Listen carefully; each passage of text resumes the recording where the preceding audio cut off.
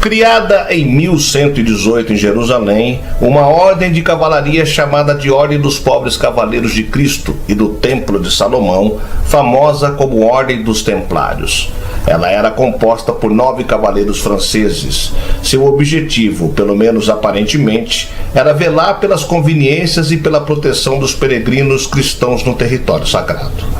Os templários estavam, nesta época, cravados no núcleo central do território de seus adversários, pois sua sede estava instalada em um edifício vizinho da mesquita de Al-Aqsa, uma doação do rei Balduíno II, o que sobrara do Templo de Salomão. Este grupo logo se consagrou, tornando-se poderoso nas esferas política, bélica e econômica. Ao longo do tempo, esta ordem obteve um grande número de territórios europeus, doados por benfeitores cristãos, dos mais diversos, dominando desta forma a grande parte da Europa. Corajosos e temidos, senhores de uma riqueza invejável, os lendários cavaleiros do templo defendiam a fé com a espada. Eles faziam votos de pobreza, obediência e castidade. Conheça a incrível história dos Cavaleiros Templários. Eu sou o Sidney Góes e você está na Hora do Medo. Se inscreva no canal, deixe seu like e vem comigo que no caminho eu te explico.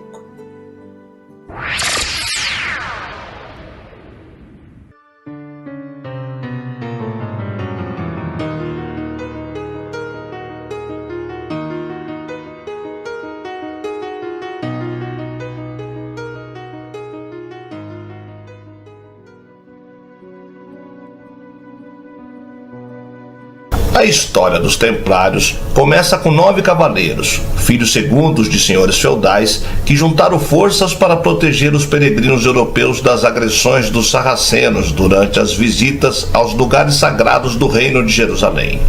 O espírito das cruzadas contra os infiéis dominava toda a Europa nos séculos 11 e 12, e estes nobres guerreiros, chefiados por Hugues de País, estavam dispostos a morrer para salvar a igreja. Seguindo o exemplo dos monges tradicionais, decidiram abraçar a vida religiosa com votos de pobreza, obediência e castidade, fundando a Ordem dos Pobres Cavaleiros de Cristo. Porém, como a caridade não providenciava toda a logística necessária na proteção dos peregrinos, aceitaram de bom grado donativos reais. Do rei Balduíno II, receberam os cavaleiros a sua nova morada, um espaço real construído sobre as ruínas do Templo de Salomão. Conhecidos a partir daqui como os Cavaleiros do Templo, conseguiram, com a ajuda do monge francês Bernardo de Claraval, um incansável apoiante da causa dos monges guerreiros, a bênção do Papa em 1120. 9 anos depois, a primeira ordem militar da história, aquela que tinha assumido a missão de defender os reinos cristãos da Terra Santa e da Europa, seria aprovada no Concílio de Troyes. Por essa altura, as muitas vitórias somadas na luta contra os infiéis, bem como a imensa riqueza que geriam com sucesso e a fama de banqueiros íntegros, criaram em volta dos templários uma lenda em toda a cristandade ocidental. Servidores fiéis, cumpridores de uma rigorosa disciplina religiosa e exímios soldados. Os templários gozavam de um grande prestígio quando entraram em terras lusas para auxiliar Dom Afonso Henriques na formação do Reino de Portugal.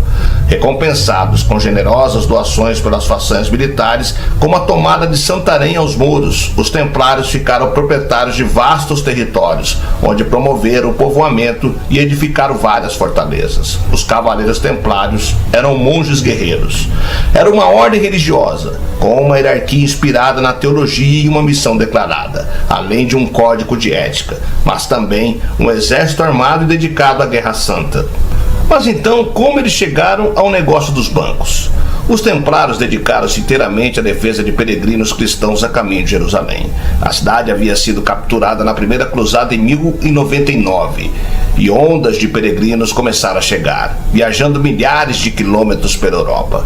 Esses peregrinos precisavam de alguma forma bancar meses de comida, transporte e acomodação para todos eles, sem precisar carregar grandes somas de dinheiro consigo, já que isso o tornaria alvo fácil para os ladrões. Afortunadamente, os templários tinham uma solução. Um peregrino poderia deixar seu dinheiro na Temple Church em Londres, depois pegá-lo de volta em Jerusalém. Em vez de carregar o dinheiro até lá, ele só precisaria levar uma carta com crédito. Os Cavaleiros do Templário eram Western Union, conhecida empresa que faz transferência de dinheiro entre países das cruzadas. Não sabemos direito como os Templários faziam esse sistema funcionar, nem como se protegiam contra fraudes. Os Templários não foram a primeira organização no mundo a oferecer esse tipo de serviço. Diversos outros países haviam feito isso antes, como a dinastia Tang na China, que usava o Fei Quan, o dinheiro voador, um documento de 2 vias que permitia ao comerciantes depositarem seus lucros em um escritório regional e depois pegarem o dinheiro de novo na capital. Mas esse sistema era operado pelo governo. O sistema bancário oferecido pelos Templários funcionava muito mais como um banco privado. Embora pertencesse ao Papa, aliado a reis e príncipes ao redor da Europa e gerenciado por uma parceria de monges que tinham feito voto de pobreza. E os Cavaleiros do Templário fizeram muito mais do que apenas transferir dinheiro por longas distâncias. Em seu livro Dinheiro Muda Tudo, William Whitman diz que eles ofereciam uma série de serviços financeiros reconhecidamente avançados para a época. Se você quisesse comprar uma ilha na costa oeste da França, como o rei Henrique III da Inglaterra fez nos anos 1200 com a ilha de Oléron, a noroeste de Bordeaux, os Templários poderiam ajudar a fechar o negócio. Henrique III pagou 200 libras por ano por 5 anos para os Templários em Londres, e quando seus homens tomaram posse da ilha, os Templários zelaram para que o vendedor tivesse recebido todo o dinheiro. Ainda nos anos 1200, as joias da coroa foram mantidas no templo como uma forma de segurança para o empréstimo, com os Templários atuando como uma espécie de casa de penhor. Os Cavaleiros do Templário não foram o Banco da Europa para sempre, claro. A ordem perdeu sua razão de existir depois que os cristãos europeus perderam completamente o controle de Jerusalém em 1244, e os Templários foram dissolvidos por completo em 1312. Mas então, quem assumiu essa função bancária que eles deixaram? Se você tivesse presenciado a grande feira de Lyon em 1555, poderia conhecer a resposta. Ela foi o maior mercado para comércio internacional de toda a Europa. Mas, nessa edição da feira, começaram a circular rumores sobre a presença de um comerciante italiano que estava fazendo fortuna no local.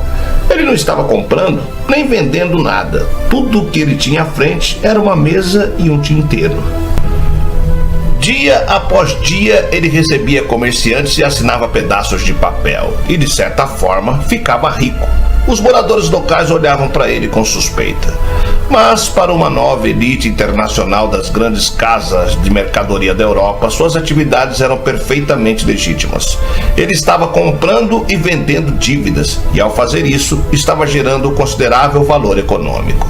Um comerciante de Lyon que quisesse comprar, digamos, lã de Florença, poderia ir a esse banqueiro e pedir um tipo de empréstimo chamado de conta de troca.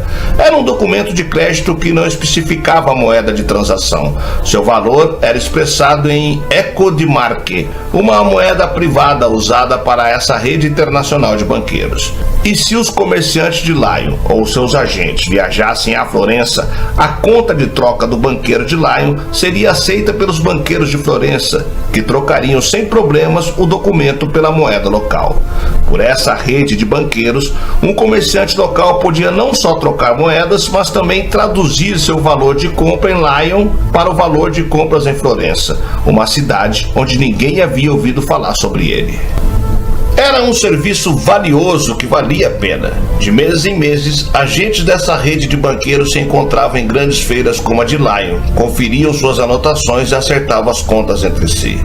Nosso sistema financeiro de hoje tem muito a ver com esse modelo.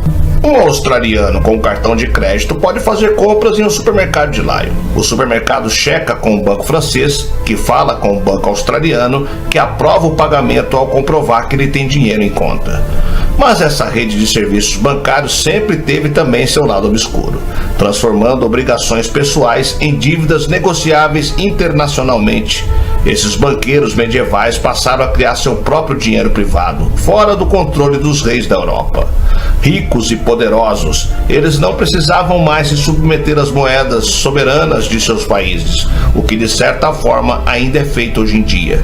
Os bancos internacionais estão fechados em uma rede de obrigações mútuas difícil de entender ou controlar.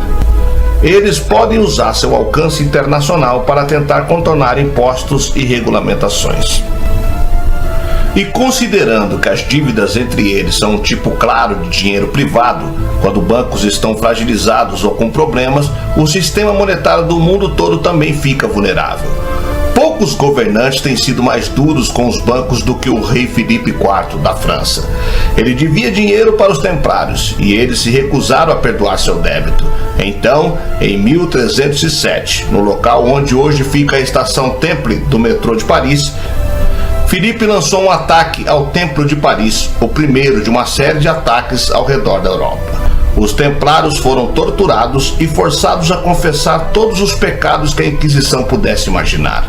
A ordem acabou sendo dissolvida pelo Papa. O Templo de Londres foi alugado para advogados. E o último grande mestre dos templários, Jacques de Molay, foi trazido ao centro de Paris e queimado publicamente até a morte. Ambicionando a riqueza templária, o rei Filipe IV tentou se filiar à ordem sem obter o esperado sucesso. Com isso, decidiu instaurar uma abnegada perseguição religiosa, acusando os integrantes dessa ordem de praticarem rituais e difundirem crenças afastadas dos dogmas previstos pela Santa Sé. Pressionando o Papa Clemente V, o rei da França conseguiu materializar um processo jurídico em que os templários seriam julgados pelos crimes que supostamente cometiam. Durante o processo, o rei tentou impedir o depoimento de alguns dirigentes templários que poderiam influenciar na tomada de uma decisão em seu favor. Apesar de toda a pressão real, o Papa Clemente V e os demais cardeais que apreciaram o caso decidiram absolver completamente os templários de qualquer tipo de acusação. Contudo, havia de fato algumas tradições entre os templários que puderam justificar a perseguição interesseira de Filipe IV.